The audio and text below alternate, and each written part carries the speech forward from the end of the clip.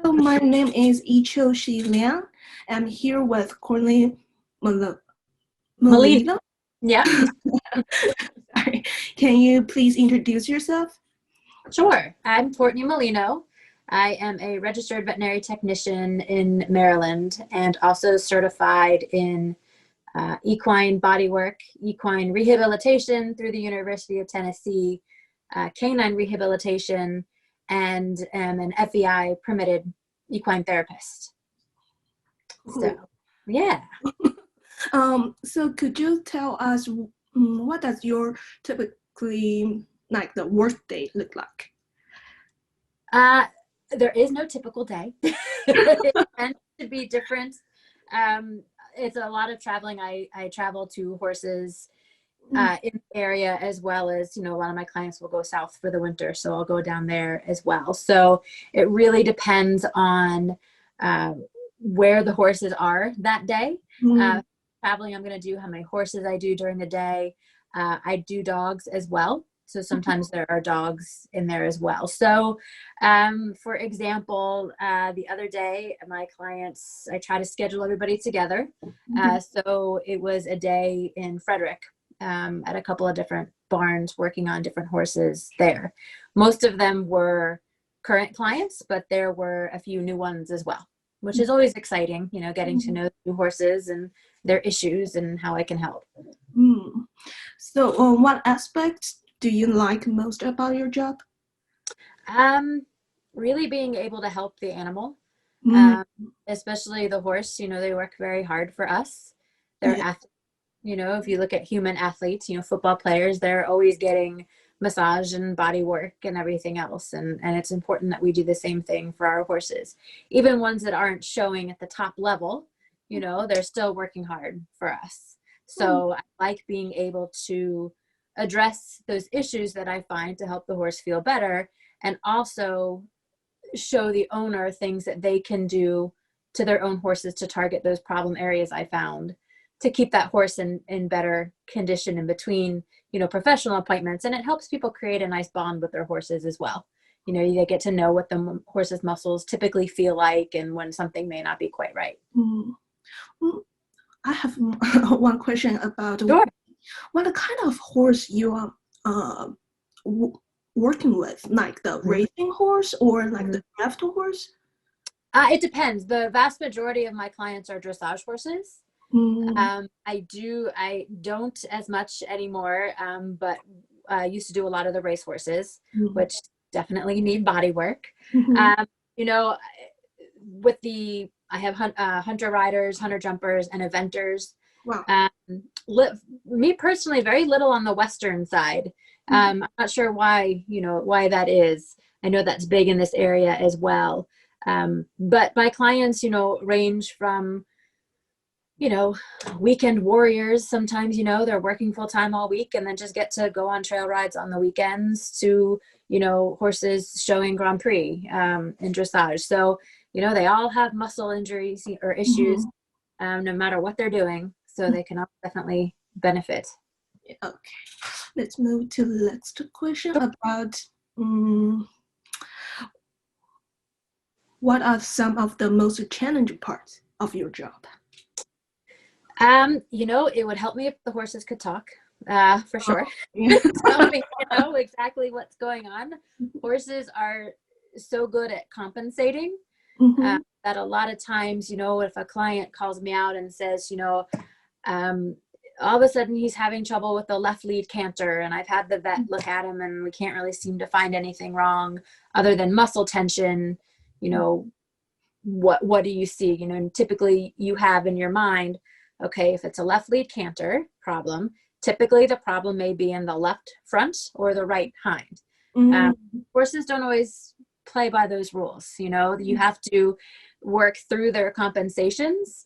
And a lot of times the issues you find at the first appointment mhm. are not the same issues you find at the second appointment, because it's like peeling an onion. You get through the first layer and you address the first layer of problems, and then you're getting to the deeper root of the issue. Mhm. And that left lead canter problem may have nothing to do with the left shoulder or right hind. It may be coming from somewhere else. So it would be helpful if they could tell me what's going on. But that's, it's challenging, but it's also one of my favorite parts as well, solving the puzzle of what's going on. Okay, so what special training is required for your job? Right now, it's state dependent. There is no federal regulations on animal body work, and the rules differ from state to state as well. Right now, there's no blanket regulations either. So it's really up to the owners to make sure that the people they have come out work on their horses are trained and know what they're doing. I studied equine science at Virginia Tech. And, had started out pre-vet and then realized there were a lot of things I did not want to do being a veterinarian. I was always interested in the movement. So, the equine science really helped. But then to move into the body work, when I first started, I think my business is 15 years old now, 15 or 16 years old. So when I started, there weren't a lot of programs out there. I went through one program in Virginia. But it was one of those 5-day programs that they give you a certificate at the end and said, great, you're done, go out and work on horses. And I just really didn't feel prepared after that. So I went back seeking more education, found equinology, which is a great program. And really, they don't give you a certificate kind of as a prize at the end. You have to do pre-course study and on-site things, and then there's 6 months of an externship and case studies to do, because it really offers a really good education that way. And then as far as the rehabilitation side of things, I went through the University of Tennessee has an equine rehabilitation certification program, and there's the Canine Rehab Institute in Florida, where I went for the canine rehabilitation certification there. So, what we're learning is you don't stop learning. You have to keep finding the programs that are right for you, that are, offer enough combination of on-site and, after the course studies. Now I'm seeing these programs come out where you can become certified in horse massage after you are, attend this online course. And to me, you really need somebody there watching your hands, feeling your hands, to make sure that you're really doing the right thing. To me, that's not something you can get over the computer. Obviously, there are certain lectures you can do, but for the actual hands-on body work, you really need to be in person. So anybody looking to go into this industry, I would definitely say, look for a program where you're doing things on site. You can't learn, feel, over the computer. So then you will majorly suggest the students to study equine science major, and also find the program to help them to get the certification. Yeah, there are some colleges now that are starting to offer specializations in equine body work. Anything in the equine industry is helpful. For me, I also I'd majored in marketing and communications, and for me that's helped me tremendously with my own business, because that's part of it too. You have to learn how to promote yourself, and if it's just you in the business, you're handling all of the accounting and the paperwork and that kind of thing. So anything in the business marketing field would be helpful as well. Do you think in your field it's very competitive? I think it's getting more so, but the way I look at it is, I don't know, you may have a better idea than me of how many horses are in Maryland, but it's certainly more than I could ever work on by myself. So I feel like even though there's more and more people getting into the industry, there's enough horses to go around. I look at it as a team approach. Not only are you limited in your travel, you don't want to be traveling all over the place. You want to be able to have colleagues you can refer horses to, bounce ideas off of. So, there's so many more people in the industry now than when I started 16 years ago, but again, I don't think that that's really causing me to lose business. I look at it as it's just, strength in numbers, we can all help each other. Because students always ask about, there's many opportunities for the employment in this field. And some people, they love to choose like the computer science major because they felt it's easier to find a job in the future. Right. And to some extent that may be true. This type of industry, the biggest way I get clients is word of mouth, and it takes a little while to build your reputation. But if you do, if you get the proper education and you follow the rules and you play as part of the team with the horse's veterinarian and farrier, whatever, you'll stay busy, because there are a lot of people who start in the industry and again maybe have just gone through the online training and then go out and try to see clients, and it's hard because you're missing so much of what you could have gained with hands-on training. Anatomy is huge. I would recommend anybody take the anatomy classes, because to be a really good body worker, you have to be accurate and you have to know where the muscles are and what they do. That really will only elevate your work. So, if you do things properly and educate yourself, the way I look at it is that, your work speaks for itself and you stay busy. I'm taking anatomy this semester. Good. And of course, all the classes is online. So I can feel what you said about you have to, to see the structure, to feel the structure, then you can know better. But since you can't, well, you're right. Yeah. With the whole COVID, all bets are out the window. I actually, the equinology program I mentioned before that I went through and was certified through many years ago, they were based in California. And they were kind of looking to branch out. So I very recently purchased the rights to run those programs on the East Coast under a separate company that I'm calling the Equilearn Institute.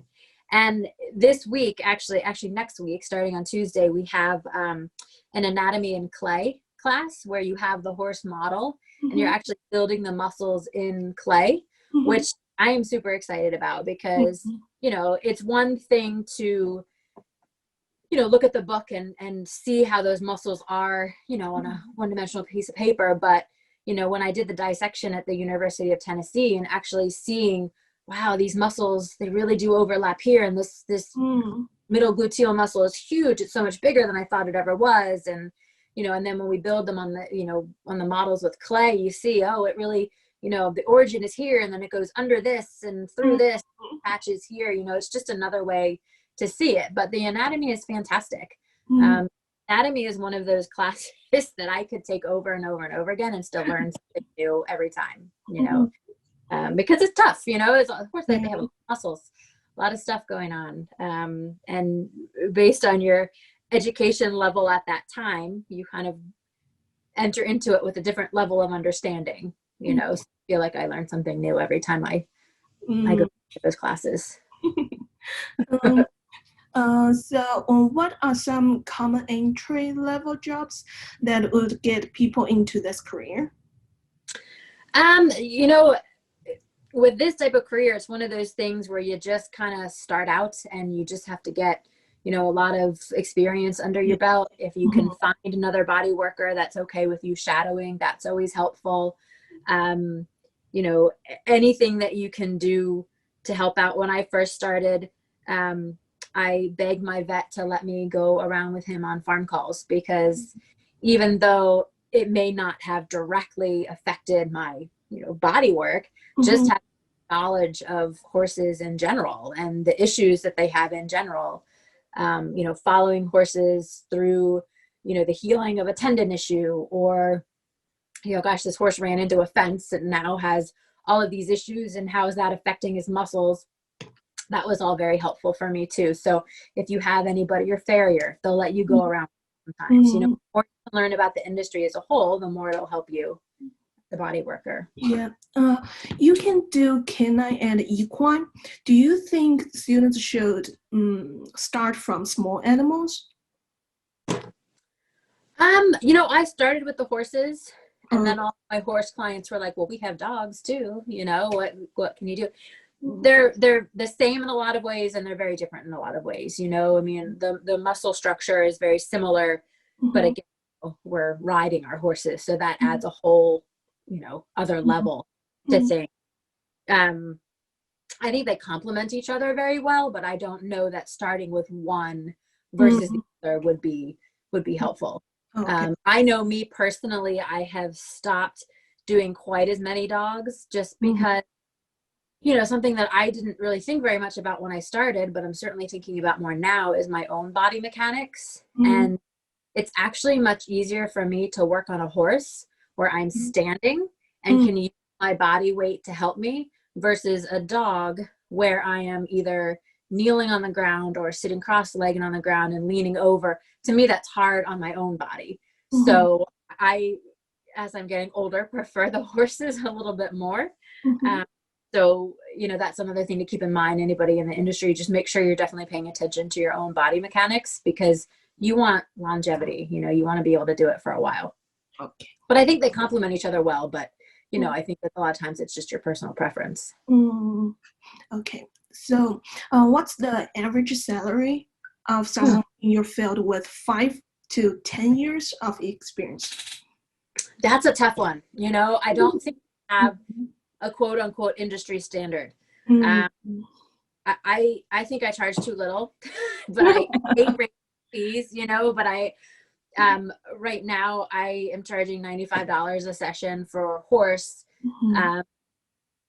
And for me, that, that's more than when I started. But then sometimes you have new people in the field and they're starting out at, $90 or $100 a horse or whatever. I think it depends on your experience. It depends on the area where you live. If I were to go to, my old hometown in Virginia, there's no way anybody would pay $95 for a bodywork session. It's just what people are used to. In California, people are getting $200 per horse. So a lot of it is geographical. A lot of it is based on your experience as well. But that's one thing that's a little bit frustrating for me, is there's really no industry standard. There's no, entry level is this, and then you move up. Most people that are doing body work are self-employed. So again, it's a lot of different factors that go into it. Yeah. So what's your opinion on the future of this career? I think it's going to continue to get bigger. I think we're going to start focusing more on rehabilitation. The dogs have actually, I feel like a lot of times the horses are so much more advanced in research and that kind of thing. But with rehabilitation, I feel like the dogs have kind of taken the lead on that. And I don't know whether that's because it's easier just to take your dog to the vet every week, for rehab therapy or the underwater treadmill or exercise program, that kind of thing. Obviously, with the horse, it's harder. There are more rehabilitation centers for horses opening up. But again, those are pricey, and you send your horse away for, X number of times. So I think that more and more people are going to get into the industry, but I think we're going to see more specialties as well, like the rehab. People that are just interested in working on neurologic issues or orthopedic issues or on a certain, type of horse sport, whether it's racehorse, whether it's, dressage. So I see, when I first started, the first year I had a booth at the Horse Expo in Maryland, I remember people saying, horse massage? Why in the world would I do that? I don't do that for myself. Why in the world would I do that? But now so many people are seeing it as just part of their horse's routine. They have the vet, they do shots, they have this, they have body work, they have shoes. It's just part of the routine, because, the sooner you address any possible issues, you can kind of catch them before they become more catastrophic problems that, the vet has to be a lot more involved in, so people are starting to see, again, I go back to the professional football players, they're the top of what they do, but they're still getting body work so they can continue to perform.